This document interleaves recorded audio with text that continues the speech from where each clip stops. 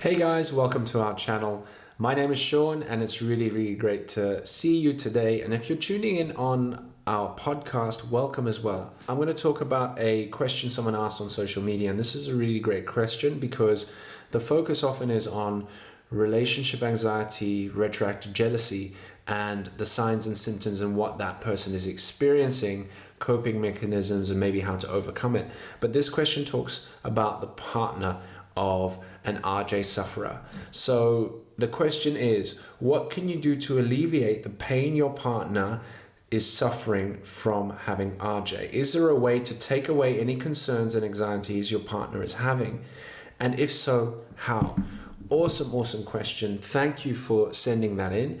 Now, as I mentioned, often we talk about retroactive jealousy, relationship anxiety, the signs and symptoms, things you would normally experience, and how to cope with it or how to overcome it.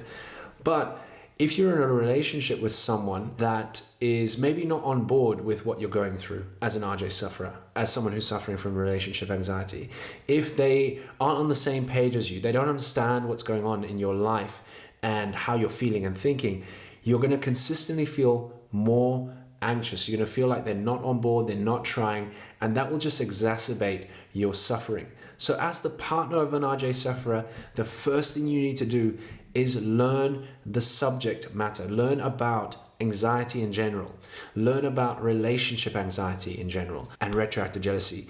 Taking the time to understand these things and the normal signs and symptoms, things that you would expect, what triggers people experience, will help you as a partner to be more on board with them. You're not going to be defensive. You're not going to take things personally, and it'll be a lot easier for you to be supportive, compassionate, and understanding. So learn the subject, learn about retroactive jealousy specifically if that's what your partner is experiencing, and that will help you both. The next thing you need to do, and it might sound like a cliche, is look after yourself. Now, looking after yourself means having a good night's rest or taking rest during the day, following hobbies, things you enjoy, taking time out for yourself, finding a way to carve out that time in your day and not sacrificing everything always for your partner and other people around you. This will leave you feeling depleted. And the next thing is obviously eating well, exercising, and even if you're just going for a 20-minute walk, 10-minute walk every day, these things will help you to feel good about yourself. They really do, because that is how we are built. That's how we're made.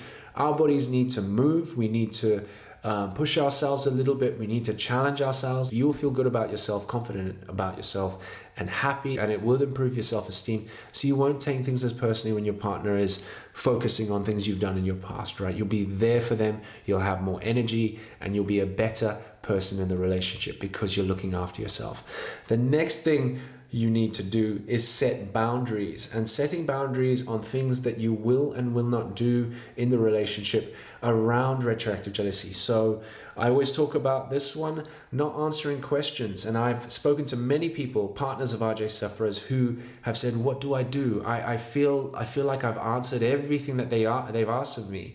And then I ask them, has it helped you? Has it helped them? And they say, no, it just makes them ask more and more questions, and then they ask questions in different ways, and then it just feels like it's never ending. So the question after that is, if it's not helping answering the questions, what will help? And the answer is straight away, stop answering the questions. So that's the first boundary you need to set.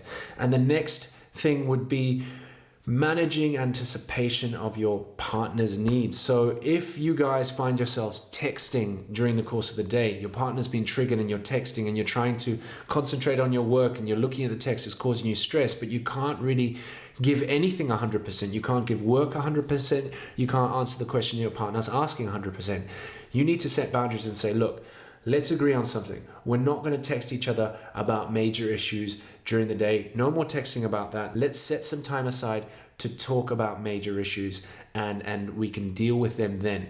Another boundary you could set is not talking about serious things after 10 o'clock. So for example, if your partner gets triggered because you're watching a movie at 9:30, 10, and they start to go down that rabbit hole, you're okay to say, look, I can see where you are. Are you okay? Can we talk about this after a good night's sleep, because if we both have a good night's rest, we'll be a lot better at dealing with this negative issue. These sorts of boundaries are really, really healthy boundaries you could set. The next thing you can do is encourage your partner to seek help. Encourage them to read books, watch videos like this one, but don't force them into it. Leave some notes, leave some quotes, get them to think about their issue in a different way. And that will really help them because they think you're trying to support them. But once you start to push and force, you will get a pushback and it will be more difficult in the long run. So avoid pushing them into getting help, but you can suggest and encourage them. The next thing you can do is notice the good in your partner. Take time to write down some things about what good qualities you see in your partner, why you want to be with them, why you want to stay with them. All of these things will help you reinforce the relationship if you read them back. Because a lot of people that suffer from RJ may be really negative or explosive or volatile or even shut down when they're triggered, but ultimately they know they're suffering, they know they're experiencing something negative, and they don't want to feel that way. So find the good in them, write those things down, and remind yourself of those every single day if you can. The next thing you do is validating your partner's feelings, okay? This is really huge in any relationship. It doesn't matter if someone suffers from relationship anxiety, RJ or ROCD. Any normal relationship needs to have an experience where partners are taking the time to listen, to understand, and to validate each other's feelings. Saying things like, I get where you're coming from. That makes sense. If I put myself in your shoes, if I see things through your eyes, I could imagine that you would be going through a tough time, or you are suffering with this and it's tough. I find it difficult. I feel like I'm taking things personally, but I understand how you're feeling and I understand why it bothers you. And if you don't understand, ask, how is this a problem? I don't get what you mean. Could you explain a little bit further? Instead of getting triggered and getting defensive and you shutting down as well, because this will not open up the relationship. It will not open up dialogue, and you guys will continually feel like the relationship is on tenterhooks and it's about to break down completely. If you follow all these steps, guys, it will really help your partner reduce the amount of anxiety they're experiencing. It will reduce the pain and reduce the suffering they're experiencing, because they feel like they're with someone who takes the time to learn about retroactive jealousy, takes the time to look after themselves, is able to set boundaries and say what they can and can't do, is encouraging, trying to help the partner seek help, or giving great quotes that might help them through the day. Things like that. And then noticing the good and pointing these things out. You know, can you imagine that's happening to you? You would feel less anxious in a relationship. And validating each other's feelings, saying that I understand, I get it. And if you don't, ask more questions. I don't get it, can you explain? This will help you guys build a relationship from the ground up into a really solid, supportive, compassionate, and understanding relationship. I hope this helped you. If you have any questions, please leave some comments below. Book a strategy call if you want to talk to us, if you want to find a way to overcoming this for good as a couple. And yeah, look forward to seeing you in the next one. Take care, guys.